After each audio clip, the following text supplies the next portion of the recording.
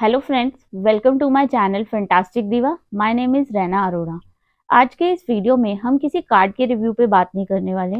आज इस वीडियो में मैं आपके साथ एक अपना पर्सनल एक्सपीरियंस शेयर करने वाली हूँ जो मैंने अभी recently SBI cashback credit card के ऊपर फेस किया है। तो अगर आपका भी कार्ड जो है ब्लॉक हो गया है और वो 10-15 दिन से अनब्लॉक नहीं हो रहा है, तो आप इस वीडियो को ज़रूर देखें और मेरे चैनल पर बने रहें। और अगर अब इस चैनल पर न्यू है तो प्लीज़ इसको सब्सक्राइब करना ना भूलें। सबसे पहले मैं आपके साथ अपना जो एक्सपीरियंस शेयर करना चाहती हूँ जो मैंने रिसेंटली फेस किया एसबीआई कार्ड के साथ। अभी तक ऐसा मेरे साथ किसी भी कार्ड में ऐसा नहीं हुआ है, पर ये बहुत ही बैड एक्सपीरियंस रहा।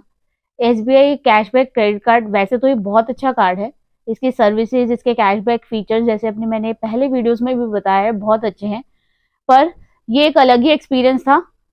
तो चलिए आइए इसके ऊपर पहले बात करते हैं कि ये क्या हुआ।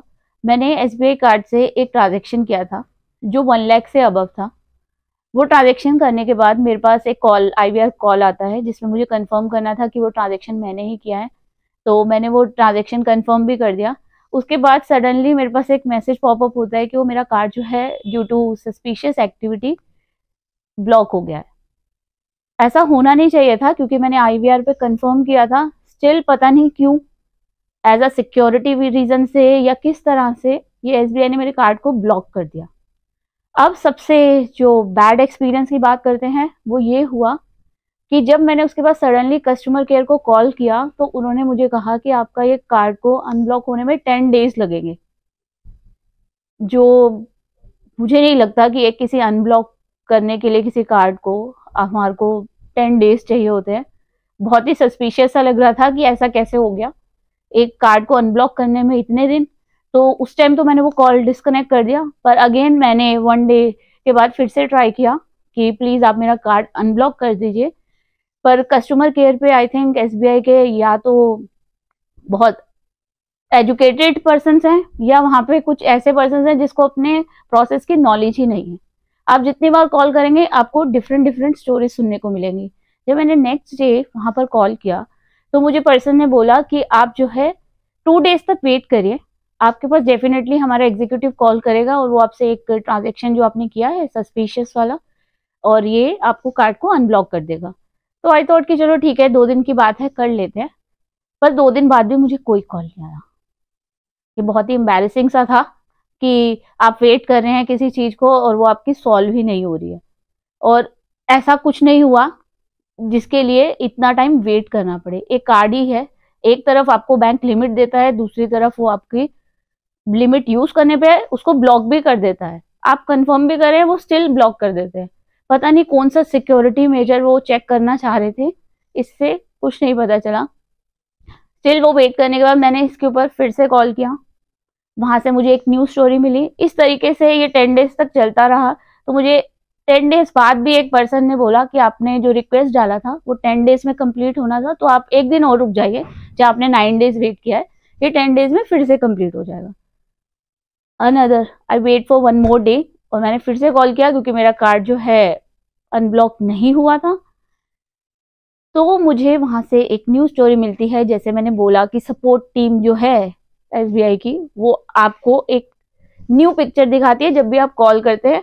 या तो उनके पास बहुत सारी नॉलेज है या उनको प्रोसेस की बिल्कुल भी नॉलेज नहीं है, इससे ये पता चलता है। वहां पर कॉल करने के ऊपर वो मुझे बोलते हैं कि आपको एक ईमेल करना है हमारे को कस्टमर केयर पे, उसको करने के बाद आपका कार्ड जो है ब्लॉक हो जाएगा। मैंने कहा ठीक है, जहाँ पे इतने दिन वेट किया एक ईमेल कर लेते हैं, उससे क्या फर्क पड़ता है। तो मैंने एक अच्छा सा ईमेल ड्राफ्ट करके मैं आपको यहाँ स्क्रीन पर दिखा भी दूंगी, और मैं आपको पैटर्न भी बता दूंगी आपको क्या लिखना है अपने ईमेल्स में और आपको क्या रिस्पॉन्स आते हैं। तो जब मैंने वो ईमेल्स प्रॉपर डिफाइन करके कि ये ट्रांजेक्शन मैंने किया है, ये सस्पिशियस नहीं था, मैंने आईवीआर भी प्रेस किया था, सब कुछ किया, 10 डेज भी मैंने वेट कर लिया, प्लीज इसको अनब्लॉक कर दीजिए, इतना रिक्वेस्ट करने के बाद भी वो कार्ड जो है ब्लॉक नहीं हुआ, अनब्लॉक नहीं हुआ। तो जब ये सब ईमेल करने के बाद मेरे पास 1 डे के बाद फिर से रिप्लाई जो आता है उस पर लिखा आता है wait for next 5 days, your email is और your request is under review और अंडर कंसिडरेशन। तो मुझे एक न्यू डेट मिल जाती है, मीन्स 10 डेज तो पहले ही हो चुके हैं, अब मुझे 5 डेज और वेट करना है तो वहां से शायद मुझे कोई रिस्पॉन्स आ जाए। इस तरीके से ये 15 डेज जो है SBI ने मेरे निकाल दिए। अब इस तरह से मेरे 15 डेज तो निकल गए, पर अभी भी मेरा कार्ड जो है एक्टिव नहीं हुआ था, वो अभी भी ब्लॉक ही था। तो फिर से मैंने कस्टमर केयर में कॉल किया, वहां से एक न्यूज स्टोरी निकल के आती है। अब वहां पर जो पर्सन मुझे मिला वो मुझे कहता है, मैडम आपने प्रोसीजर तो फॉलो कर लिए हैं, पर अभी भी एक प्रोसीजर रह गया है। मैंने कहा वो भी बता दीजिए, जहां पर 20 डेज 15 डेज वेट किया है, थोड़ा और कर लेंगे। तो उसने मुझे कहा कि जो आपने मेल लिखा है इसको आपको पेपर पे लिखना है और एक लेटर जो है आपको साइन करके देनी है। तो मुझे लगा कि अब ये क्या मुझे बैंक में सबमिट करनी है, मुझे कौन से क्रेडिट कार्ड डिपार्टमेंट में सबमिट करनी है, ये आजकल कौन सा न्यू वो आया है जब आपको एक ऑनलाइन होने के बाद सब कुछ अभी भी हैंड रिटन चल रहा है। तो उसने कहा हाँ, आपको अभी भी ये अपने हैंड रिटन लिखनी है, साइन करना है, एक आधार कार्ड की कॉपी लगानी है और आपको उसको स्कैन करके हमें ईमेल कर देना है। मैंने उसे बहुत रिक्वेस्ट किया कि ये कौन सा प्रोसीजर है, मैंने उससे बहुत डिस्कशन करे, पर उसका कोई फायदा नहीं था, क्योंकि उनके पास तो एक फॉर्मेट बना हुआ है, वो उसी फॉर्मेट में बोलते रहते हैं। आप उनको जितना मर्जी बोलो, कुछ भी बोल दो, आप कोई अब्यूजिंग लैंग्वेज भी यूज कर लोगे, वो आपके पास एक ही कंटिन्यूएशन लाइन बोलते रहेंगे कि आपको लेटर भेजना है, आपको लेटर भेजना है, और यही एक प्रोसीजर है, सॉरी मैडम, सॉरी सर, आपको लेटर भेजना पड़ेगा। तो ठीक है, मैंने ये भी कर दिया। मैंने एक हैंड रिटन लेटर लिखा अच्छा सा, उसके ऊपर साइन करे, आधार कार्ड की कॉपी अटैच करके स्कैन करके मैंने भेजा। वहां से फिर से एक मेल आता है, वहां पर भी एक प्री डिफाइंड फॉर्मेट है जिसमें लिखा हुआ है 5 डेज बाद कांटेक्ट करेंगे और आपकी रिक्वेस्ट अंडर कंसिडरेशन है।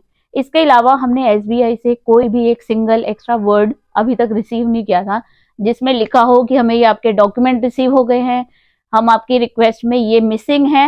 वो आपको ये भी नहीं बताएंगे कि आपके और ईमेल में क्या देना है या उनको क्या रिक्वेस्ट चाहिए आपसे, वहां से कुछ नहीं आता है।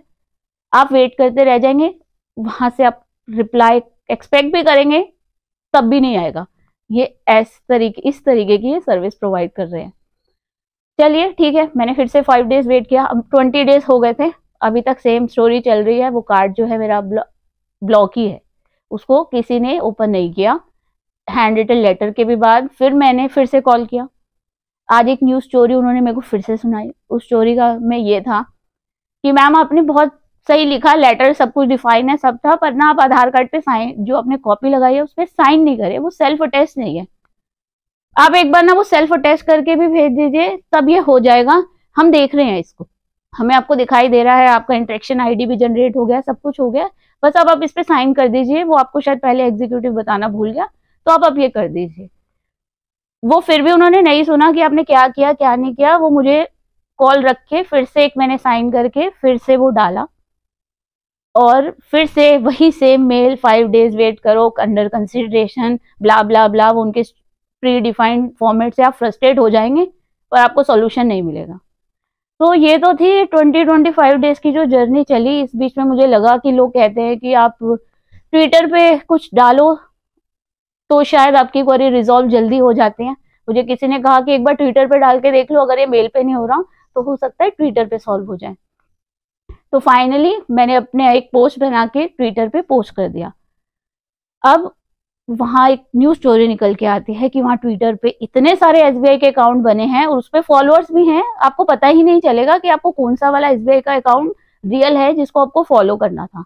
वो इतने जेन्युइन रिप्लाई करते हैं कि आप उससे बच ही नहीं सकते, आप उसी अकाउंट को एक बार तो टैग कर ही दोगे।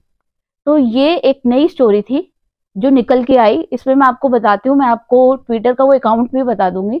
उसके अंदर जब आप पोस्ट करते हो, SBI का ही कनेक्ट कार्ड करके बना हुआ है, आप उसमें डालोगे, वहां से आपको विद इन अ मिनट कह लो या विद इन अ 5 मिनट वहां से रिप्लाई जरूर आएगा। वो आपको लिखेंगे thanks for your writing this tweet और समथिंग। वहां पर इंग्लिश भी बहुत खराब लिखी है उन्होंने, तब भी आप सोचोगे कि चलो हो सकता है पर्सन ने गलती से लिखते हुए टाइपो मिस्टेक या कुछ कर दिया होगा, पर उनका एक डिफाइंड फॉर्मेट है, उसमें उसी को वो सबके ट्वीट में कॉपी कर देते हैं, और उसमें एक फोन नंबर भी है, उसी फोन नंबर से आपको कॉल आएगा।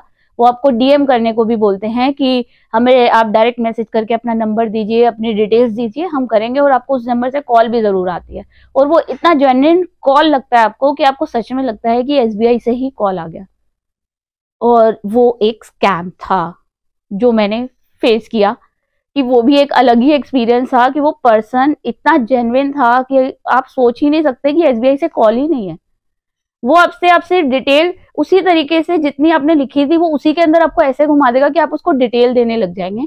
बट मुझे थोड़ा सा डाउट हो रहा था कि ये पर्सन कुछ बता भी रहा है और कुछ वही बता रहा है जितना मैंने उसको बताया, और कुछ एक्स्ट्रा मुझे नहीं नजर आया। तो मैंने थोड़ा सा अपना स्मार्टली माइंड यूज किया कि नहीं, मुझे इसको कितनी डिटेल देनी चाहिए।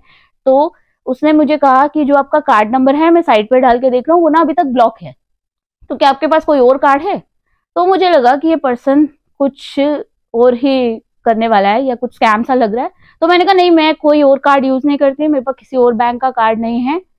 तो कहते ठीक है चलिए आप वेट करिए, मैंने आपकी रिक्वेस्ट जो है आगे भेज दी। तो वो कॉल जो है वहां स्टॉप हो गया और वो स्कैम नहीं कर पाया मेरे साथ, क्योंकि मैंने उसको कोई और डिटेल ही नहीं दी। अगर मैं उसको अपने कोई और एसबीआई कार्ड की या कोई डिटेल बताती तो डेफिनेटली वो मेरे साथ कोई ना कोई फ्रॉड जरूर हो जाता, तो मैं उससे बच गई। तो प्लीज आप बी अवेयर, ध्यान रखिए। मैं आपको ट्विटर का अकाउंट डिस्क्रिप्शन में यहाँ पर मेंशन कर दूंगी, स्क्रीन पे भी आप देख सकते हैं। तो आप उस अकाउंट को टैग ना करके जो इसके रियल एसबीआई के अकाउंट हैं, और हमेशा आपको ट्विटर सिर्फ इसके लिए नहीं, अगर आप किसी भी चीज के लिए यूज कर रहे हैं प्लीज उस अकाउंट पर जाइए प्रॉपरली, उसके फॉलोअर्स देखिए, उसके पोस्ट को देखिए और सारी चीजों को ध्यान में रखकर ही करें, क्योंकि ऐसे सोशल मीडिया स्कैम बहुत सारे हो रहे हैं। आप इसमें फंस जाएंगे और पता भी नहीं चलेगा। इतने जेन्युइन कॉल्स आते हैं कि आपको ये भी डिफाइन नहीं कर पाओगे कि एसबीआई से था या किसी जिस भी के लिए आपने क्वेरी रेस करी थी वहां से था। तो आप थोड़ा सा ध्यान रखिए।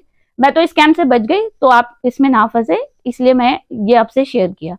तो चलिए आगे तो फिर से आते हैं बैक टू माय स्टोरी, जो एक अलग ही उसमें चल रही है कि आपने, अब मैंने देखा कि अरे ये तो मैंने एक गलत अकाउंट पे टैग कर दिया है। तो फिर मैंने उसको फिर से सब कुछ ट्विटर पे चेक किया। मैं ट्विटर कम यूज करती हूँ इसलिए शायद वो मैंने उसको टैग कर दिया होगा, बट फिर अब आई नो कि मुझे कौन सा अकाउंट या कौन से अकाउंट फॉलो करने चाहिए एसबीआई के। मैंने वो सर्च किया प्रॉपरली, मुझे मिला, मैंने उसको अंदर टैग किया, उसमें पोस्ट डाला, वहां से भी रिप्लाई आया थैंक्स फॉर समथिंग समथिंग कि आपने लिखा है, आप हमें डिटेल्स, मैंने डाल दिया था कि मेरी इंटरेक्शन आईडी है तो आप इस पे मुझे रिस्पॉन्स करें। हाँ, जो मैंने सुना था कि ट्विटर पे आप कुछ पोस्ट करते हैं तो वहां से रिप्लाई जल्दी आता है, तो डेफिनेटली एसबीआई की टीम ने भी मुझे कांटेक्ट किया। मैं ये नहीं कहूंगी कि वो कस्टमर सपोर्ट जैसी थी या ईमेल जो सपोर्ट हमें लिख रहा है उसकी तरह थी, ये कुछ डिफरेंट थी। वहां से मुझे कॉल आया स्पेशली एक पर्सन का कि मैं सोशल मीडिया उससे बोल रहा हूँ, मेरे पास आपकी लिमिटेड डिटेल्स ही हैं, तो उसके बेसिस पे मैं आपके राइट जो एक पाथ है या राइट टीम जो है, मैं वहां पे आपका कंसर्न जो है फॉरवर्ड कर देता हूँ। उसने मेरे से कोई एक्स्ट्रा डिटेल्स नहीं मांगी, उसने मेरे से कुछ नहीं पूछा कि आपका कौन सा कार्ड है, जो मतलब कार्ड नंबर क्या है या आपको क्या प्रॉब्लम एक्स्ट्रा हो रही है। उसके पास ऑलरेडी से वो डिटेल्स थी, तो उसको सब कुछ क्लियर था। तो मुझे लगा वो जेन्युइन कॉल है और सही कॉल था। उन्होंने मुझे ये भी कहा कि हम आपके पास 48 आवर्स में या 24 आवर्स में ट्राई करेंगे, कोई ना कोई सोल्यूशन जरूर मिलेगा, नहीं तो हम आपको कॉल करेंगे। ये थी मेरी फर्स्ट ट्विटर की जो कॉल, पर सॉल्यूशन ये अभी भी नहीं हुआ था। 25 डेज हो गए हैं, ना मुझे मेल से कोई रिस्पॉन्स हुआ है, ना ही मुझे ट्विटर से कोई दोबारा से रिवर्स कॉल उसमें आई थी। इसलिए मैंने फिर से ट्विटर पे पोस्ट किया कि I haven't heard anything from your side, तो प्लीज आप उसको देखिए क्या हो रहा है। ना मुझे ईमेल पे कोई रिस्पॉन्स आ रहा है, ना कोई यहाँ आ रहा है। मैंने तो वर्स्ट सर्विस करके भी उस पर डाल दिया था। फिर मुझे वहां से सोशल मीडिया से फिर से ट्विटर की टीम से कॉल आता है कि हम सोशल मीडिया टीम से बोल रहे हैं, हमने आपका रिस्पॉन्स और इसको प्रायोरिटी बेसिस पे हमने डाला है, तो आप थोड़ा वेट करें, नहीं आएगा तो विल डेफिनेटली कम बैक। मैंने उन्हें बताया कि ये तो मैं 20 डेज से सुन रही हूँ, पर मुझे कोई भी सॉल्यूशन नहीं मिल रहा है। वो सुन तो लेते हैं पर उसका कुछ होता नहीं है, वो बस एश्योरेंस दे देते हैं कि definitely you will get a call, आपको 24 आवर्स में कॉल जरूर आएगी, प्लीज आप वेट करिए। तो आप एश्योरेंस ही ले सकते हो, सॉल्व होगा या नहीं इस पर आप रिलाय तो आप कर ही नहीं पाओगे, क्योंकि इतना आप फेस कर चुके हैं, कुछ नहीं होता है। तो उसके बाद देखते हैं क्या हुआ। 26 डे पर मैंने फिर से कॉल किया कस्टमर केयर पे। ऐसा लग रहा था कि अब तो मेरी वहां पे फ्रेंडशिप ही हो गई है, रोज एक नए नए लोगों से मेरी बात हो रही है और मजा आ रहा है, सबके पास एक न्यूज स्टोरी है। मैंने मॉर्निंग में कॉल कर दिया, मुझे वहां पर एक लेडी मिलती है, मुझे लगा बहुत ही एजुकेटेड है, उसको तो सारा प्रोसेस ही पता है। उसने बोला आपने इतनी सारी चीजें कर दी, ये सब तो करना ही नहीं था मैडम। आपको तो एक बस UNBLK लिख के एक मैसेज कर देना था, मैसेज नंबर भी दे दिया, आप कर दो, आपका कार्ड जो है बस अभी ही अनब्लॉक हो जाएगा। मैं खुश, ये लेडी मुझे क्यों नहीं मिली पहले, काश पहले मिल जाती तो मेरा कार्ड 26 डेज पहले ही हो जाता। बट वही जैसे ही वो कॉल डिस्कनेक्ट हुआ, मैंने ट्राई किया अनब्लॉक करके, तो मुझे पता चला कि यहाँ पर भी फ्रॉड होते हैं, कस्टमर केयर वाले भी आपके साथ फ्रॉड कर लेते हैं। वो कोड ही एग्जिस्ट नहीं करता था। वहां से एक प्री डिफाइंड लिस्ट मेरे पास आती है कि आप इसमें से कोई ऑप्शन सिलेक्ट करिए, ये तो कोड ही नहीं है।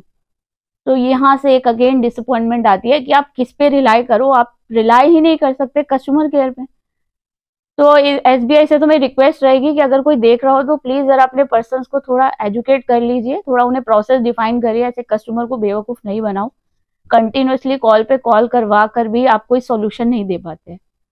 अभी इवनिंग में मैंने कहा एक बार फिर से ट्राई करते हैं, ये तो लेडी ने बना दिया है बेवकूफ, कुछ नहीं हो सकता। तो जब मैंने कॉल किया, इस बार मुझे सच में रियलिटी में एक बहुत ही अच्छा पर्सन मिला।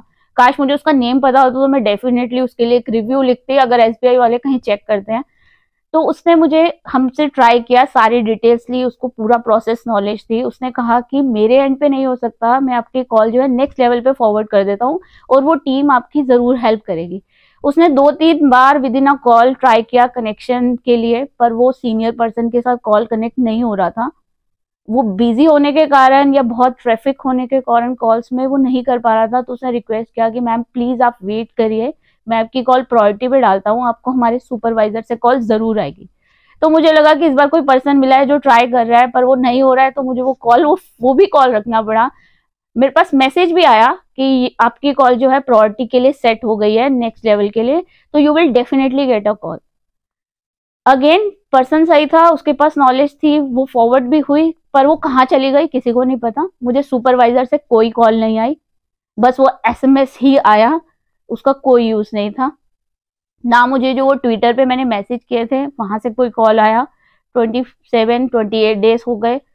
फाइनली मुझे लगा कि अब मुझे कुछ और रिसर्च करनी पड़ेगी, तो मैंने गूगल पे वेबसाइट पे इधर उधर सर्च करके एक ईमेल एड्रेस ढूंढा। जो आप फाइनली आप क्या करते हो, एक्सक्लेशन ढूंढते हो कोई, तो ये आपको मैं स्क्रीन पे दिखा देती हूँ।